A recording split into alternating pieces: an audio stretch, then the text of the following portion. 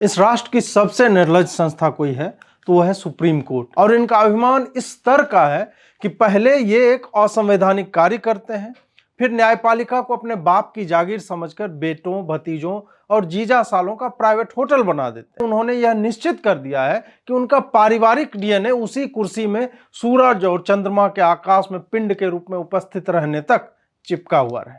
चंद्र टरे, सूरज टरे, टरे जगत व्यवहार, पर सुप्रीम कोर्ट की कुर्सी से टरे न जज परिवार। कई वैज्ञानिकों ने भारतीय जजों के डीएनए पर शोध करने हेतु उनके मूत्र, लार एवं रक्त के नमूने परख नलियों में भरकर क्रायो फ्रीजिंग में रख दिया है कि आने वाली पीढ़ियां तकनीक में विकास आने पर यह शोध कर सके कि आखिर भारतीय सुप्रीम कोर्ट और हाई कोर्ट के जजों में ऐसा क्या है कि उनके बेटे, भतीजे और जीजा साले भी जज बन जाते हैं। उन्होंने यह भी कहा कि सुप्रीम कोर्ट सबसे अधिक पारदर्शी संस्था है। संभव है कि जस्टिस शाह या तो यह बोलकर टेबल के नीचे मुंह छुपाकर जोर से हंस दिए होंगे, या फिर उनका तात्पर्य उनके चैम्बर में लगे शीशों के पारदर्शी दरवाजों को लेकर रहा होगा। इस व्यक्ति का दुस्साहस देखिए कि विश्व की सबसे बंद अपारदर्शी व्यवस्था से चुनकर आए जज ने उस व्यवस्था को सबसे पारदर्शी कहा। तो वही बात हो गई कि अरे बेंचो ही तो कहा, गाली कहाँ दी यार। इसमें किसी अनुवाद की आवश्यकता नहीं है, क्योंकि पंचायत के बनराकस जी विनोद जी से कह गए कि देख रहा है ना विनोद, कैसे अंग्रेजी बोल बोल कर घुमाया जाता है। Soft culture, constitutional statesmanship, harmony, right balance जैसे शब्दों के प्रयोग से चीफ जस्टिस केवल यह कहना चाह रहे हैं कि खूंटा ऐजे गड़ी। आप लोग तो सर खांसते भी होंगे तो संविधान की 2 धारा मुंह से निकल जाती होगी। ऐसे में हम निरीह, अनपढ़, गंवार प्राणी इस राष्ट्र के रोमन लिपि वाले संविधान में उन अक्षरों और शब्दों को एक बार देखना चाहेंगे जहां कॉलेजियम का क भी कहीं लिखा हुआ हो। माने जज साहब राफेल के डॉक्यूमेंट्स मंगवा कर देख सकते हैं, लेकिन जो जज राफेल के डॉक्यूमेंट्स मंगवा रहे हैं उनके चयन के डॉक्यूमेंट्स कोई नहीं मांग सकता। अंत में खिन्न होकर जज साहब ने यहां तक कह दिया कि आपको नया कानून बनाना है, ले आइए, किसी ने रोका नहीं है। बनाने से आप कहां रोकते हैं? आपकी नौटंकी तो बन जाने के बाद होती है, क्योंकि आपको तो फाइनल आर्बिटर ऑफ लॉ बनना है। ये बात और है कि आपको आर्बिटर ऑफ लॉ की जगह कभी कभी लगता है मैं स्वयं ही विमलेश हूं। ये वाली समस्या हो जाती है कि आप संविधान और कानून के विवेचक नहीं, स्वयं ही संविधान बन जाते हैं। आपका वश चले तो आप लोग अंबेडकर की मूर्ति के एक हाथ में जो यहाँ संविधान की किताब होती है ना, ऐसे वाले में, उस किताब को हटवाकर अपनी छोटी मूर्ति लटका दे वहां उनके बाह पे, बड़े आए फाइनल आर्बिटर ऑफ लॉ। इसलिए आम नागरिकों से मेरी अपील है, आप इनसे प्रश्न पूछें। ये लोग स्वयं को भगवान भले ही मानते पर है नहीं। दोस्तों, अगर आप चाहते हैं कि हम इसी तरह के वीडियोज बनाते रहें निडर होकर, बिना किसी रोक टोक के, तो आप हमारी सहायता अवश्य करें। ये सारे नंबर हैं जिसके माध्यम से आप हमसे जुड़ सकते हैं, हमारी सहायता कर सकते हैं। दूसरी तरह से आप इसे लाइक करें, शेयर करें, सब्सक्राइब करें, दोस्तों से करवाएं इस चैनल को सब्सक्राइब, ताकि हमारी बात अलग अलग माध्यमों से अलग अलग लोगों तक पहुंचती रहे और लोगों में यह जागरूकता आए कि कोई भी संस्था किसी के बाप की बपौती नहीं है। उन तक यह संदेश जाना बहुत ही आवश्यक है अगर आप एक थ्राइविंग डेमोक्रेसी में रहना चाहते हैं, अगर आपको लोकतंत्र की थोड़ी सी भी चिंता है। आइए आरंभ करते हैं। इस राष्ट्र की सबसे निर्लज संस्था कोई है तो वह है सुप्रीम कोर्ट। यह निर्लजता कुछ ऐसी है कि आप सड़क पर नग्न अवस्था में घूम रहे हैं, किसी ने कोई इस पर प्रश्न कर दिया तो आपने उसे बंदूक दिखा दी। सर्वोच्च न्यायालय स्वयं को संवैधानिक कहते हुए अपनी आधारशिला में ही घोर असंवैधानिक है। और इनका अभिमान इस स्तर का है कि पहले ये एक असंवैधानिक कार्य करते हैं, फिर न्यायपालिका को अपने बाप की जागीर समझकर बेटों, भतीजों और जीजा सालों का प्राइवेट होटल बना देते हैं। और इन सब के बाद ये दूसरों को बताते हैं कि आप संविधान के हिसाब से नहीं चल रहे, आपके द्वारा बनाया गया कानून पहले हम देखेंगे, आप हमारे यहाँ आकर माफी मांगिए, आप हमारे साले साहब को जज बनाने क्यों नहीं दे रहे हमें, आपने हमारे खिलाफ संसद में कैसे बोल दिया, हमें तो बुरो लग गो। ये सारे घमंडी जज एक बात ध्यान से सुन ले कि न तो संविधान खरोष्ठी लिपि में लिखी हुई है कि आम भारतीय नागरिक उसे पढ़ ना सके, ना ही सुप्रीम कोर्ट के जजों ने कोई सागर मंथन करके अमृत कलश पा लिया है कि वो अनंत काल तक उसी कुर्सी पर बने रहेंगे। संभवतः वह भी यह जानते हैं कि अमृत कलश नहीं है, इसलिए उन्होंने यह निश्चित कर दिया है कि उनका पारिवारिक डीएनए उसी कुर्सी में सूरज और चंद्रमा के आकाश में पिंड के रूप में उपस्थित रहने तक चिपका हुआ रहे। चंद्र टरे, सूरज टरे, टरे जगत व्यवहार, पर सुप्रीम कोर्ट की कुर्सी से टरे न जज परिवार।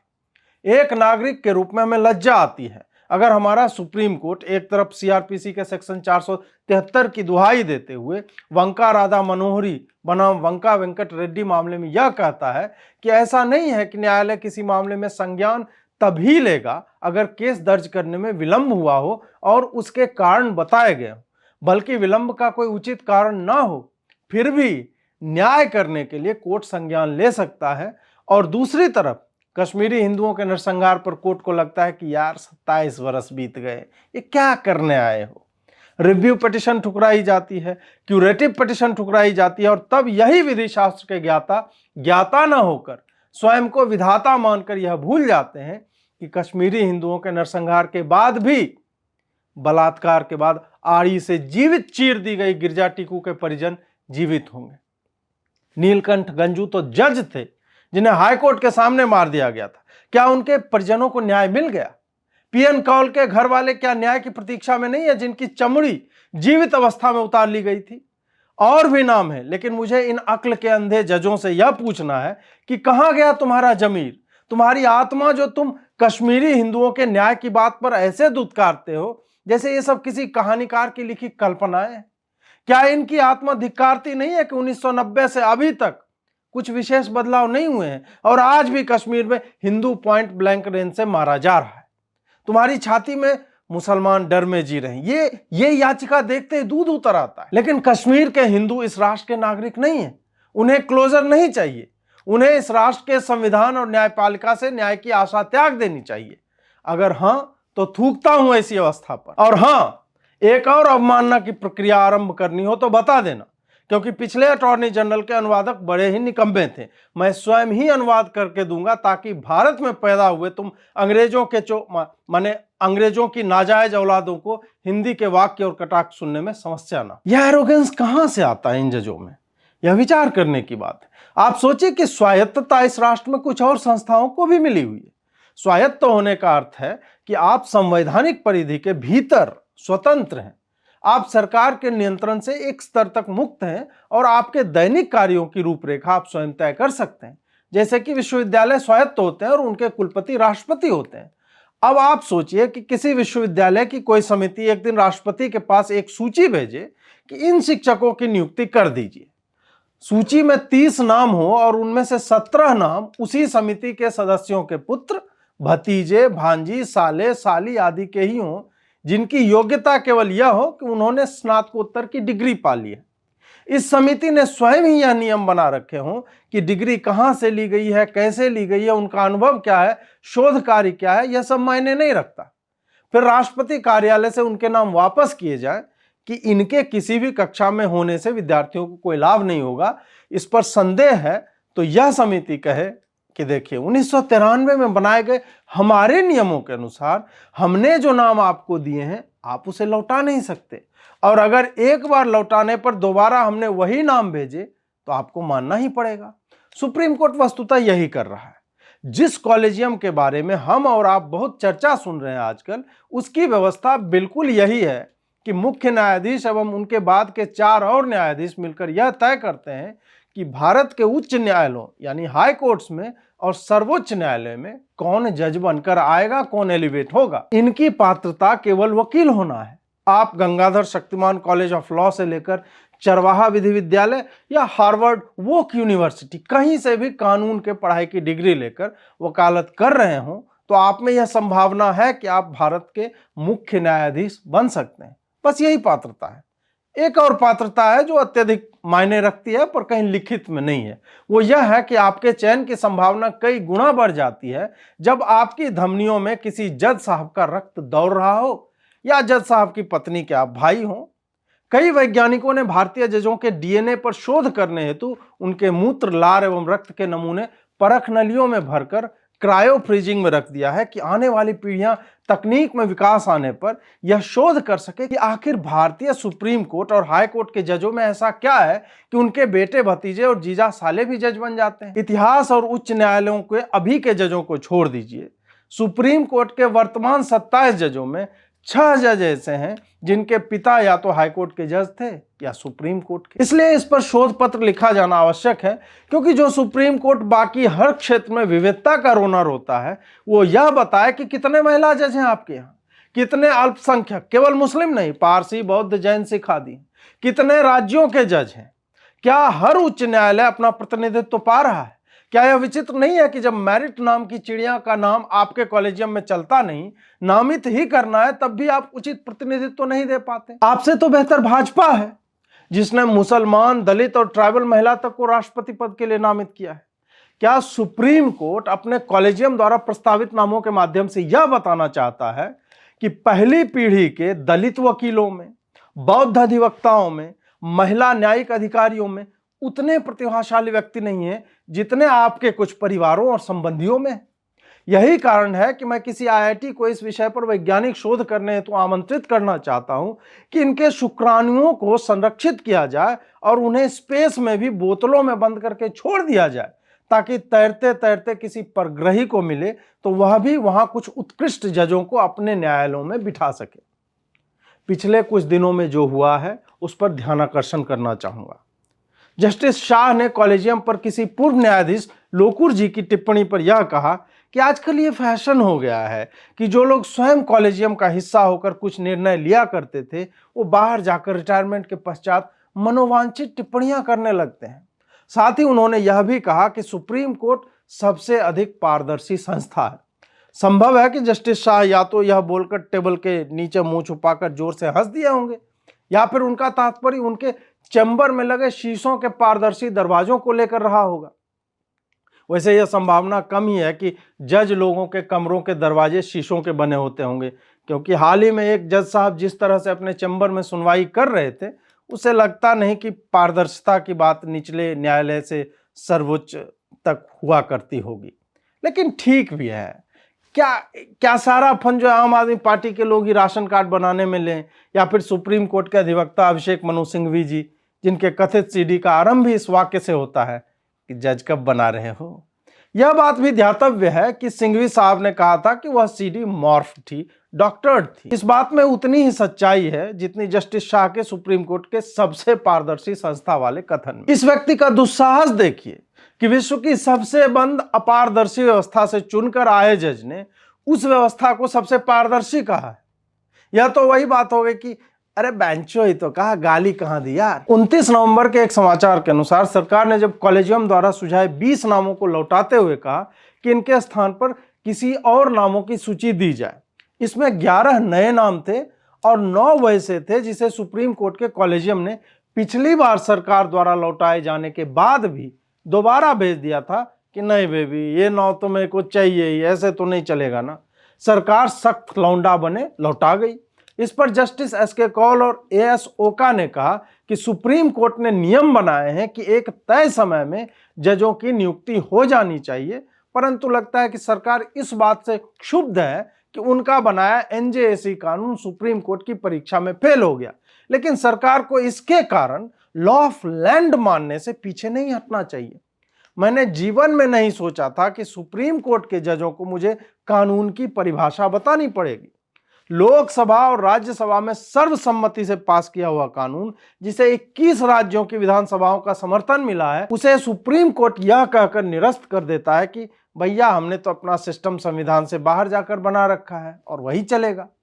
आप समझिए कि कानून बनाने का कार्य संसद का है, संविधान को संशोधित करने का अधिकार संसद का है, और सुप्रीम कोर्ट ने सरकार से वस्तुतः यह कह दिया है कि तुम्हें संसद में जो करना है करो, पर मेरा मन होगा तभी हम उसे मानेंगे। यह कह रहे हैं कि तुम्हारी नाराजगी है कि हमने एनजेएसी को पास नहीं होने दिया। अरे पहली बात तो यह है कि तुम होते कौन हो चुनी हुई सरकार के कानून को निरस्त करने वाले, और दूसरी बात, अमरेंद्र बाहुबली बने लॉ ऑफ लैंड की डुगडुगी बजाकर यह कह रहे हो कि मेरा शब्द ही है मेरा शासन। इसलिए पहले ही कहा था कि इससे निर्लज्ज संस्था धरती पर है ही नहीं। अब इसी विषय पर मुख्य न्यायाधीश चंद्रचूड़ जी की बात करते हैं कि जब किरेन रिजिजू जी ने कहा कि जजों द्वारा जजों को चुना जाना एक अपारदर्शी व्यवस्था है, तो उन्होंने अंग्रेजी में कहा, We as judges are here but for the purpose of ensuring that soft culture, that sense of constitutional statesmanship between the government and the SC continues to be in harmony to find the right balance in the selection of judges. इसमें किसी अनुवाद की आवश्यकता नहीं है, क्योंकि पंचायत के बनराकस जी विनोद जी से कह गए कि देख रहा है ना विनोद, कैसे अंग्रेजी बोल बोल कर घुमाया जाता है। Soft culture, constitutional statesmanship, harmony, right balance जैसे शब्दों के प्रयोग से चीफ जस्टिस केवल यह कहना चाह रहे हैं कि खूंटा ऐजे गड़ी। उन्होंने अंग्रेजी में आगे कहा कि we understand that we have a system and a constitution and we need to work our way as constitutional statesman to find the just conclusion. अब यहां मेरी बातें जहां भी होती हैं खिल गई हैं कि जस्टिस चंद्रचूड़ यह मानते हैं कि देश में एक व्यवस्था है, एक संविधान है जिसके अनुसार कार्य करते हुए हमें राह निकालनी है। वाह चंद्रचूड़ साहब, एक ही दिल है। अब यह बता दीजिए कि संविधान के किस अध्याय में, किस धारा में, किस अनुच्छेद में कॉलेजियम की व्यवस्था का उल्लेख है? आप लोग तो सर खांसते भी होंगे तो संविधान की 2 धारा मुंह से निकल जाती होगी। ऐसे में हम निरीह, अनपढ़, गंवार प्राणी इस राष्ट्र के रोमन लिपि वाले संविधान में उन अक्षरों और शब्दों को एक बार देखना चाहेंगे जहां कॉलेजियम का क भी कहीं लिखा हुआ हो। जब मिलेगा तो स्क्रीनशॉट भेज दीजिएगा। पता नहीं क्यों पर भाजपा सरकार, जिसने एनजेएसी कानून के सुप्रीम कोर्ट द्वारा नकारे जाने पर तब कुछ नहीं कहा था, अचानक से आजकल मुखर हो गई है। किरेन रिजिजू तो लगता है कि किसी मिठाई के दुकान के उद्घाटन में भी यह बोल देंगे कि जलेबी तो बहुत मीठी है। पर कॉलेजियम सिस्टम असंवैधानिक है, उसकी याद आने से मुंह का एकदम स्वाद मेरा बिगड़ गया। उपराष्ट्रपति महोदय, जो स्वयं अधिवक्ता रह चुके हैं, उन्होंने राज्यसभा के सभापति के रूप में अपने पहले ही संबोधन में कॉलेजियम को लेकर यह कहा है कि संसद का यह उत्तरदायित्व है कि वो न्यायपालिका की इस मनमानी पर रोक लगाए और एनजेएसी को निरस्त करने वाली संस्था पर चर्चा करे। उन्होंने कहा है कि संसद के दोनों ही सदन संविधान के संरक्षक हैं और मूलभूत ढांचे के वास्तुकार भी, और यह अधिकार किसी और को नहीं है कि वो संसद से ऊपर जाकर संविधान की अवहेलना करे। उन्होंने कहा है कि स्पष्ट रूप में लोगों द्वारा चुनी हुई संस्था को ही संविधान ने सर्वोपरि रखा है, जो कि संसद है। इससे पूर्व में भी उपराष्ट्रपति धनखड़ जी ने यह कहा था कि पूरे विश्व में ऐसी अवधारणा कहीं भी नहीं है कि जज ही जजों को चुनते हैं और संसद द्वारा पारित कानून को निरस्त कर देते हैं। इस पर सुप्रीम कोर्ट को मिर्ची लग गई। उन्होंने इसका संज्ञान लेते हुए बिना नाम लिए यह कहा कि सरकार के लोगों द्वारा ऐसे कथनों को सर्वोच्च न्यायालय ने नॉट वेल टेकन किया है, यानी उन्होंने इसे अच्छे से नहीं लिया। यह कोर्ट ने तब कहा जब सरकार द्वारा 20 नामों को लौटाए जाने पर बेंगलुरु के अधिवक्ता संगठन ने सरकार पर सुप्रीम कोर्ट की अवमानना की प्रक्रिया आरंभ करने के संदर्भ में याचिका दी थी। आप देखिए कितना क्यूट सिस्टम है। पहले एक सिस्टम बना लो जिसका कोई संवैधानिक आधार नहीं, फिर 20 लोगों का नाम भेजो यह कहकर कि रिकमेंड किया जा रहा है। रिकमेंड, उसका अर्थ होता है अनुशंसा करना, सलाह देना।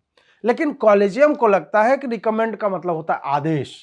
यह बात मुझे कॉलेजियम की अच्छी लगी कि उन्होंने इतनी नंगई तो नहीं दिखाई कि रिकमेंड करने की जगह सीधे अपॉइंट ही कर ले। कहने का तात्पर्य यह है कि जब कॉलेजियम बना लिया है तो यह भी कर सकते थे कि सरकार जज क्यों चुनेगी, हम चुनेंगे, सरकार बस पैसे देगी हमारी सैलरी के। जो भी हो, मैं इनके क्यूट सिस्टम की बात कर रहा था कि रिकमेंड करने के बाद इनका सोचना है कि हमने नाम दे दिया, अब मोहर मारो और लौटाओ। जब सरकार ऐसा नहीं करती तब ये अपने ही वकीलों के एक संगठन द्वारा अवमानना की प्रक्रिया की याचिका की सुनवाई स्वयं ही करते हैं। माने ये पीड़ित हैं, एक पक्ष हैं और स्वयं ही जज भी हैं जो यह तय करेंगे कि इनको पीड़ा पहुंची है कि नहीं। प्रेमचंद की अंत्येष्टि कर दी गई, पर जीवित होते तो पंच परमेश्वर की जगह जज जजेश्वर नामक एक कथा लिखते। अब ये जज लोग कह रहे हैं कि सरकारी वकील महोदय सरकार से कहें कि उन्हें अपने लोगों पर थोड़ा नियंत्रण रखना चाहिए बोलने में। इसके आगे सुप्रीम कोर्ट बार एसोसिएशन के अध्यक्ष, ये वो वाला बार नहीं है, वकीलों का अलग होता है वो वाला, तो इनके अध्यक्ष विकास सिंह ने कहा कि संवैधानिक पदों पर बैठे लोग यह कह रहे हैं कि सुप्रीम कोर्ट के पास न्यायिक समीक्षा यानी जुडिशियल रिव्यू का अधिकार नहीं है। इस पर जस्टिस कौल ने कहा कि कल को लोग यह भी कह देंगे कि मूलभूत ढांचा संविधान का हिस्सा नहीं है। वो मॉक कर रहे थे। जस्टिस कौल साहब पहले तो यह बताएं कि कॉलेजियम संविधान के किस हिस्से में है, किस मूल ढांचे की बात कर रहे हैं। आजकल सुप्रीम कोर्ट के जज जब संविधान और उसमें भी उसके बेसिक स्ट्रक्चर की दुहाई देते हैं तो मन करता है चापाकल में कूद के जान दे दें। उन्होंने आगे कहा कि संविधान ने संसद को कानून बनाने का अधिकार तो दिया है, पर यह न्यायपालिका तय करेगी कि वो कानून सही है कि नहीं। संभव है कि जजों ने स्वयं ही इसका आविष्कार किया हो कि संसद द्वारा पारित कानून को भी निरस्त करने का अधिकार कोर्ट के पास है, क्योंकि ऐसी व्यवस्था संविधान में तो है नहीं। इसके उलट सुप्रीम कोर्ट के आदेश निर्णयों को संसद पलट सकती है। राजीव गांधी ने ऐसा किया था और कोर्ट की बात मानने की जगह नया कानून ही ले आए थे। सुप्रीम कोर्ट को न्यायिक समीक्षा का अधिकार अवश्य है, पर 7 जजों की संवैधानिक बेंच ने भी यह कह रखा है कि सुप्रीम कोर्ट संविधान संशोधन के मामले में उसकी वैधता की जांच के लिए संविधान के मूलभूत ढांचे यानी बेसिक स्ट्रक्चर ऑफ कॉन्स्टिट्यूशन की बात कर सकती है, लेकिन लिखित कानून के संदर्भ में उसी बेसिक स्ट्रक्चर ऑफ कॉन्स्टिट्यूशन की कोई वैधता नहीं रह जाती, वो उसके संदर्भ में नहीं पढ़ा जा सकता। अब इस बात से भी चले जो कि 7 जजों की बेंच ने कहा है, तो एनजेएसी को ठुकराने वाली सुप्रीम कोर्ट यह तो कह सकती है कि चूंकि यह एक संविधान संशोधन है तो वो जांच सकती है, पर वही सुप्रीम कोर्ट इस आधारभूत प्रश्न का उत्तर दे दे कि जिस व्यवस्था को हटाने के लिए यह संशोधन एक कानून के रूप में पारित हुआ, क्या वह व्यवस्था संविधान के बेसिक स्ट्रक्चर में है। वो यह बताए कि अंबेडकर ने इसे क्यों रिजेक्ट किया था। वो यह बताए कि कॉन्स्टिट्यूएंट असेंबली में 3 बार इस पर चर्चा हुई और तीनों बार उसे खारिज किया गया था।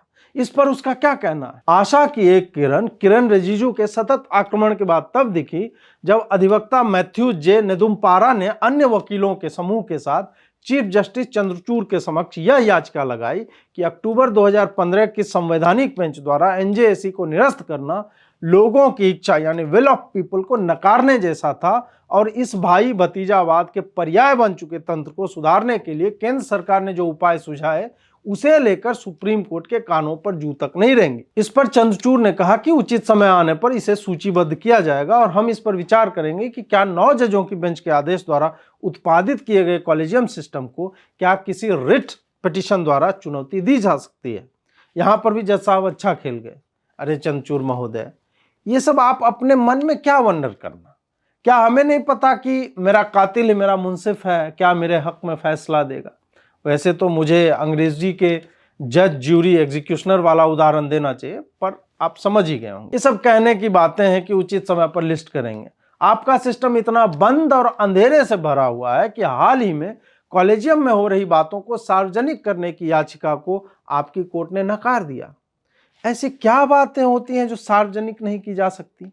एक आदर्श रूप में सुप्रीम कोर्ट को अगर कॉलेजियम तंत्र से ही चलना है, तब भी कितनी रिक्तियां हैं, योग्यता क्या रखी गई है, किस तरह के लोग चाहिए, ये सारी बातें तो सार्वजनिक करना ही चाहिए। आपको रिकमेंड ही करना है तो नाम तो मंगवाओ सार्वजनिक रूप से, यह बताकर कि इतने जज चाहिए, जो वकील इतने सालों से कोर्ट में हैं, इतने केस लड़े हों, आयु इतनी हो, इस विविध समाज से आते हैं, वो सब फला तारीख तक आवेदन दें।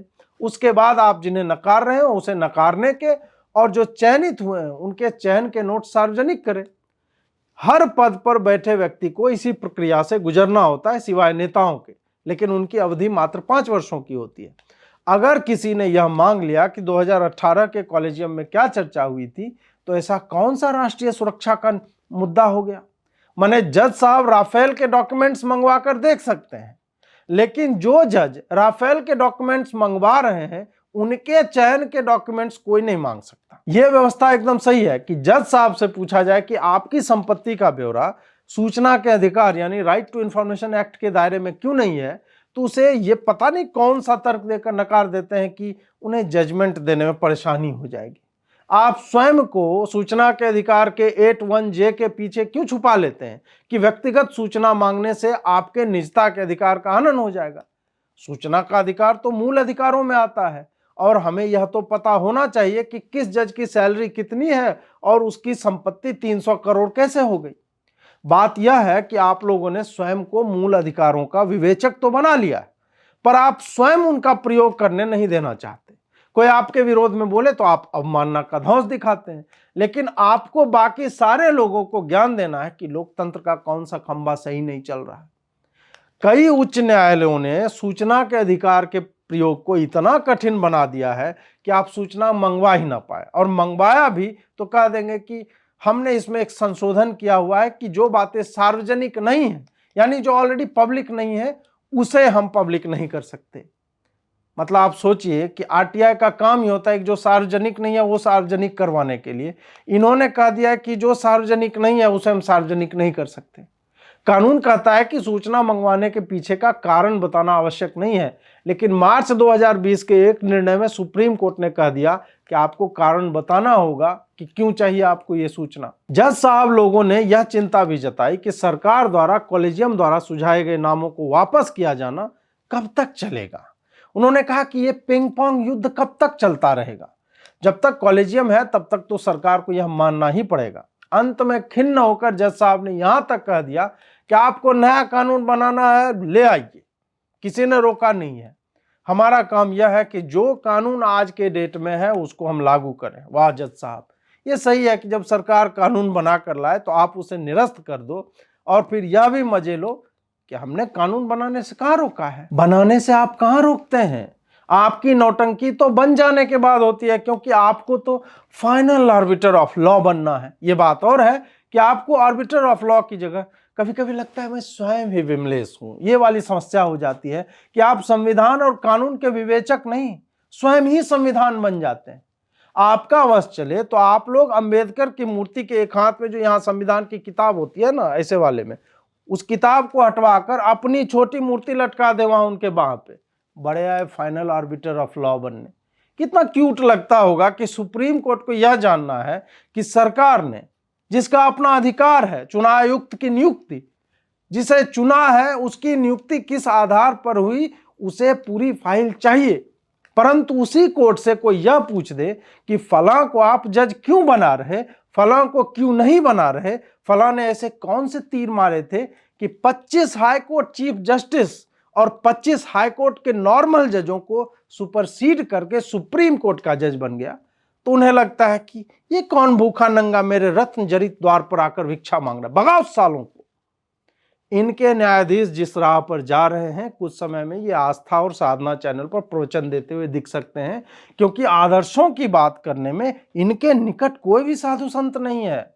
वहीं दूसरी ओर संवैधानिक शिष्टाचार की धज्जियां उड़ाने में भी इनका कोई सानी नहीं, कोई जोड़ा नहीं है। बात बात पर संविधान और पता नहीं किस किस के गरिमा की दुहाई, लोकतंत्र की दुहाई देने लगते हैं, जैसे कि इनके ही कर्मों से लोकतंत्र बचा हुआ है। इनके मुंह से लोकतंत्र की रक्षा और गरिमा की बात सुनना ऐसे ही लगता है जैसे कोई हत्यारा हत्या का चाकू लेकर बाजार में यह कहे कि अगर इस हत्या पर तुम लोग बात करोगे तो सोचो कि यहाँ की कानून व्यवस्था पर बाहर के लोग क्या कहेंगे। नीट के निर्णय में क्या घालमेल हुआ था वो क्या लोग नहीं जानना चाहेंगे? आखिर अपने रिटायरमेंट वाले दिन अल्तमस कबीर ने नीट को रिजेक्ट करके क्या किया था? किसे फायदा हुआ था? 3 वर्ष बाद सुप्रीम कोर्ट को वही निर्णय क्यों वापस लेना पड़ा, यह कहकर कि पिछली बेंच ने, यानी जस्टिस अल्तमस कबीर की बेंच ने इस पर कोई चर्चा नहीं की। अगर चर्चा नहीं की तो क्या यह सुप्रीम कोर्ट की क्रेडिबिलिटी पर तमाचा नहीं? आपने इसके बाद ऐसी कौन सी प्रक्रिया बनाई कि ऐसे निर्णय लेने वाले जजों पर कार्रवाई हो? एक उदाहरण नहीं है कि निचली अदालत अ से अनार कहती है, हाईकोर्ट कहती है कि नहीं अ से तो लेडीज फिंगर होना चाहिए, फिर सुप्रीम कोर्ट कहती है कि नहीं अ से अनार ही सही है, फिर उसी सुप्रीम कोर्ट की दूसरी बेंच कहती है कि अ को 2 बार कर देने से आ होता है तो अ से आम भी कह सकते हैं। फिर सब लोग अपने घर चले जाते हैं। किसी को यह चिंता नहीं होती कि अनार, आम और लेडीज फिंगर कोई क्वांटम मैकेनिक्स के क्यूबिट नहीं है कि एक ही समय में 2 अवस्था में रह सकें। हाल ही में बॉम्बे हाईकोर्ट ने माओवादी प्रोफेसर जीएन साई बाबा को यह कहकर मुक्त कर दिया था कि गढ़चिरौली न्यायालय की पूरी प्रक्रिया ही नल एंड वॉइड है, क्योंकि वो लोग यूएपीए की वैध धाराएं नहीं लगा पाए। इस निर्णय के अपील को सुप्रीम कोर्ट ने सुना और उसको रिवर्स कर दिया कि हाई कोर्ट ने केस के मेरिट्स पर विचार नहीं किया और केवल एक किसी धारा के ना होने पर ऐसा निर्णय लिया जो कि अनुचित है। अब प्रश्न वही है, 3 कोर्ट हैं, गढ़चिरौली, हाई कोर्ट और सुप्रीम कोर्ट, तो किसी न किसी जज ने तो गलत किया, उस पर क्या कार्रवाई हुई?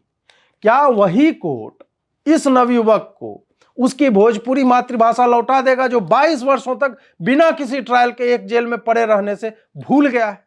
क्या यही कोर्ट यह बता पाएगा कि एकता देशवाल को टुकड़ों में काटने वाले शाकिब और उसके परिजनों को बेल क्यों दे देते हैं? क्योंकि उनके अपराध का कोई इतिहास नहीं है। ये कौन सा तर्क है जज साहब?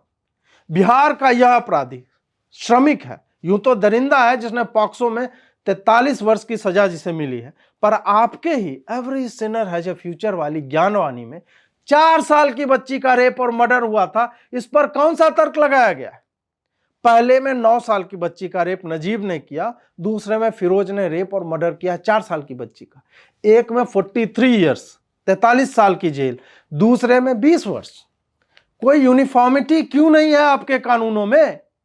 उस 16 वर्ष की लड़की का जीवन वापस कर दीजिए जिसके बलात्कारी को आपकी कोर्ट ने बेल दिया। उसने लड़की को विवाह करने के लिए धमकाया और केस वापस लेने को कहा। अंत में लड़की ने आत्महत्या कर ली क्योंकि तंत्र उसकी सहायता की जगह पीड़ा बढ़ा रहा। जबलपुर के एक बलात्कारी को आपने बेल दिया, वो बाहर आया और उसी लड़की के साथ छुरे की नोक पर गैंगरेप किया। यहां पर आपका तंत्र किसे सुरक्षा दे रहा है? पीड़िता को या उसी के घर के बाहर उसी बलात्कारी को बेल देकर उस अपराधी को? उदाहरण देता रहूंगा और आप बोर हो जाओगे। इसलिए आम नागरिकों से मेरी अपील है कि आप इनसे प्रश्न पूछें। ये लोग स्वयं को भगवान भले ही मानते हो पर है नहीं। पिछली बार तो के वेणुगोपाल ने यह लिखा था ना कि अजीत भारती के शब्दों को सुनकर लगता है कि इसे अवमानना के बारे में पता है, यह शिक्षित है, फिर भी इसने ऐसे शब्दों का प्रयोग किया। तो इस पर स्वयं न्यायपालिका को यह सोचना चाहिए कि एक शिक्षित नवयुवक आखिर किस मानसिक यातना से गुजर रहा होगा कि उसने यह जानते हुए कि उसके राष्ट्र की न्यायपालिका अपनी मनमानी करेगी, प्रिंसिपल ऑफ नेचुरल जस्टिस के विरोध में जाकर स्वयं के ही खिलाफ अवमानना का केस करेगी और स्वयं ही जज बनेगी। 2 बार आपराधिक अवमानना के केस चलाने की अनुमति के बाद भी ऐसे प्रश्न पूछ रहा है। जज साहब आपको मेरे प्रश्न असहज कर देंगे। पहले तो केवल इसलिए कि मैंने हिंदी भाषा का प्रयोग किया है जिसे सुनकर ही आपकी अंग्रेज आत्मा को उल्टी आ जाती होगी कि हाय दैया ये क्या सुन लिया, कोई ट्रांसलेट करवाओ इस 3rd क्लास लैंग्वेज से। और दूसरे इसलिए कि जिस देश में आप संविधान और संसद से भी ऊपर मानते हैं स्वयं को, वहां एक आम नागरिक आपसे ऐसे कैसे बोल सकता है। दोस्तों आपको यह वीडियो कैसा लगा टिप्पणी करके कमेंट में अवश्य ही बताएं। लाइक शेयर और सब्सक्राइब करते रहें। जितनी भी हमारी सहायता कर सकते हैं इन नंबरों के माध्यम से आप हमारी सहायता करें। जुड़ने के लिए बहुत बहुत आभार। नमस्कार।